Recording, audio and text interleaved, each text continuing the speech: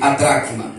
Mas eu não quero pregar nem sobre a ovelha perdida, nem sobre a dracma perdida. Eu quero pregar sobre o filho pródigo que se perdeu. A ovelha se perdeu fora de casa no deserto. A dracma se perdeu dentro de casa. E o filho pródigo se perdeu ao sair de casa. A gente sabe que para se dividir uma herança, para se dividir um bem, é necessário até hoje, nos nossos dias, os nossos pais faltarem. Na ausência dos pais, todos os seus bens é dividido com os filhos. Mas enquanto o pai está vivo, enquanto a mãe está vivo, não pode dividir herança. Herança é na ausência de pai e de mãe. Mas esse filho, ele pediu antes do tempo a herança do seu pai. Isso era uma maior aberração na época da antiguidade, porque isso era considerado como um desrespeito à memória do seu pai que estava em vida. E o filho, de maneira dissoluta, pede a herança do pai, com o pai ainda vivo.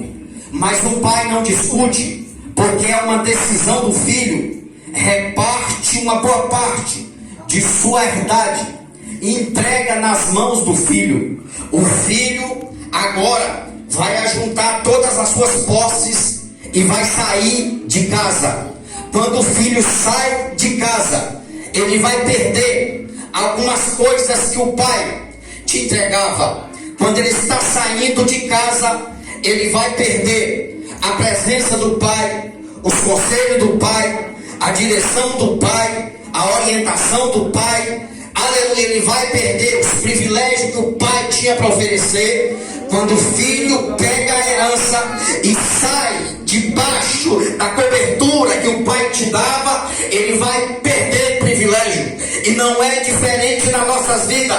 Todas as vezes que nós saímos debaixo da presença do nosso pai, esse pai aqui representa Deus, esse pai aqui representa aquele que cuida. Todas as vezes que nós saímos da presença de Deus, nós perdemos os conselhos de Deus, a proteção de Deus, os cuidados de Deus, os livramentos de Deus. E a tendência, quando a pessoa sai da presença de Deus, é andar sem destino, é andar sem rumo, é perder a direção.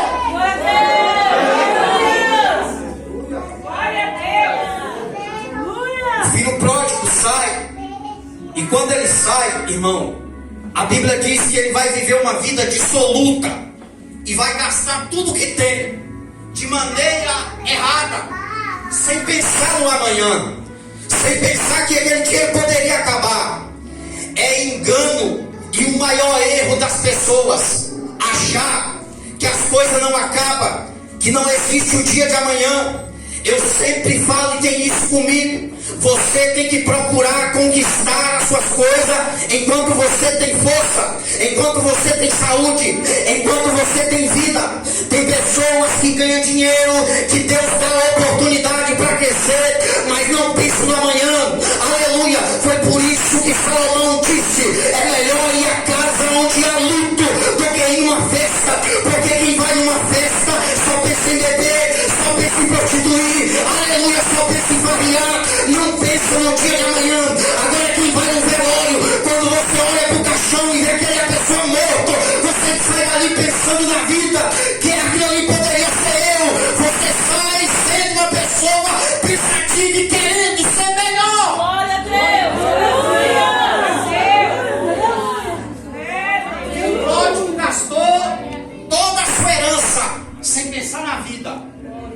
Eu vou me divertir, eu vou pro mundo, eu vou fazer o que eu quero, eu vou beber, eu vou variar, eu vou prostituir, eu vou fazer o que eu quero, eu vou viver sem direção, eu vou viver sem rumo, eu vou caminhar pelas minhas próprias pernas. E quando ele sai da casa do pai, ele também perde a presença do pai e não se preocupa.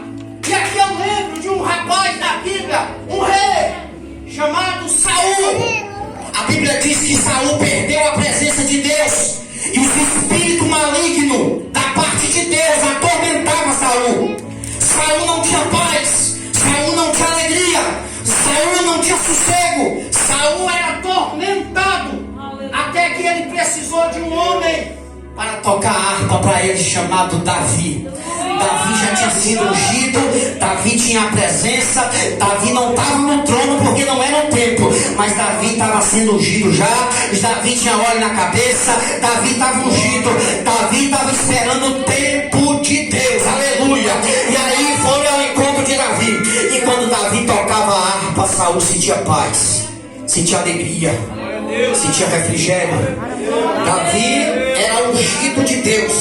Agora Saul e o filho pródigo não se preocupou de perder a presença de Deus e vivia uma vida deliberadamente. Saul, só porque ele achou que era rei, que tinha dinheiro, que tinha soldado, que tinha poder, ele poderia fazer tudo que tem. Mas eu quero te dizer que qualquer pessoa que está fora da direção de Deus, aleluia, aleluia, não sabe o que fazer, não tem direção, não tem paz, não tem alegria, não tem rumo, porque Deus é que dá direção para o homem.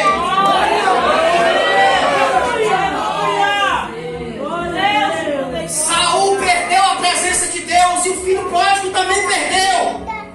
Agora no capítulo 51, versículo 11, Davi, quando perdeu a presença de Deus, ele se prostra diante do Senhor e diz: pastor, Deus, não me lances fora da tua presença e não retire de mim o teu Santo Espírito.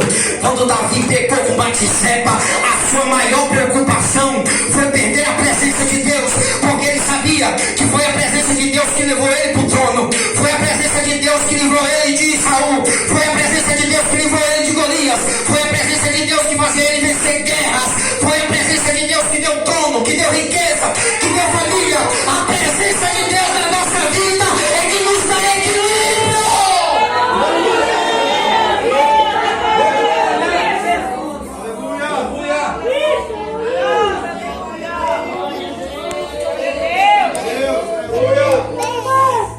E ele falou: não tira de mim a tua presença, porque senão não sou nada. Deixa eu te dizer essa palavra que Deus me deu profética. Tudo que você é hoje é por causa da presença de Deus. Aonde você está é por causa da presença de Deus.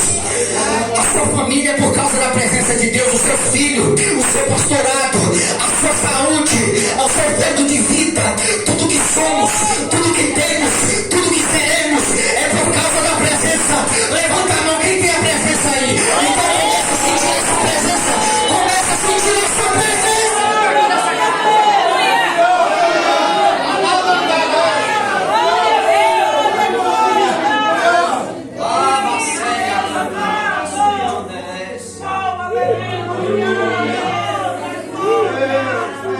O filho pródigo se perdeu tudo que tinha. Ele não pensou no amanhã.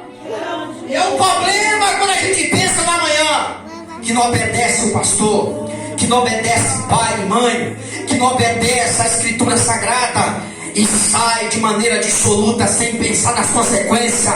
Eu quero te dizer que as consequências, ela vem com o tempo. Nós pagamos os atos das nossas atitudes. As consequências vêm. O filho pródigo perdeu tudo, perdeu o dinheiro, aleluia, perdeu a proteção, perdeu a direção, perdeu os cuidados do pai. E aí agora ele está vivendo uma vida dissoluta, sem direção, totalmente desnorteado. Só que o filho pródigo tem duas virtudes que todos nós devemos ter. E essas duas virtudes do filho pródigo é que me chamou a atenção. Ele vai arrumar um emprego para tomar conta de porcos, vai comer as bolotas dos porcos, vai sentir fome, vai sentir vazio na alma. Quando ele estava no fundo do poço, ele entendeu que estar na presença do Pai, estar debaixo da cobertura do Pai, dos conselhos do Pai, dos cuidados do Pai era melhor. E ele disse: os trabalhadores do meu Pai têm fartura, têm comida, têm do bom e do melhor, e eu que sou herdeiro, estou aqui perecendo de fome, comendo bolota de porcos, estou aqui sofrendo.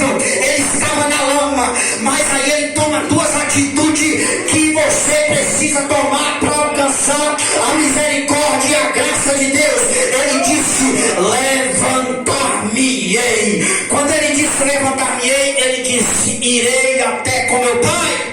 A primeira atitude do filho pródigo, arrependimento. Provérbios 28:13, a Bíblia diz: o que encobre as suas transgressões nunca prosperará, mas aquele que confessa e deixa alcança a misericórdia do Senhor. Todo aquele que se arrepende, todo aquele que confessa, todo aquele que precisa do perdão, da graça, da misericórdia, é necessário se quebrantar, se arrepender. A primeira virtude do filho que quer alcançar o favor de Deus é o arrependimento. Sabe, irmão, quando o nosso coração está duro, orgulhoso, soberbo, que não reconhece Deus, nós quebra a cara, porque a gente não perdoa, a gente não ama, a gente não faz. Quando a pessoa é individualista, não faz isso aqui que nós estamos fazendo. Isso aqui só faz quem é humilde, quem é quebrantado, quem não tem individualidade com nada. Laia, séria, oh glória, essa palavra arde.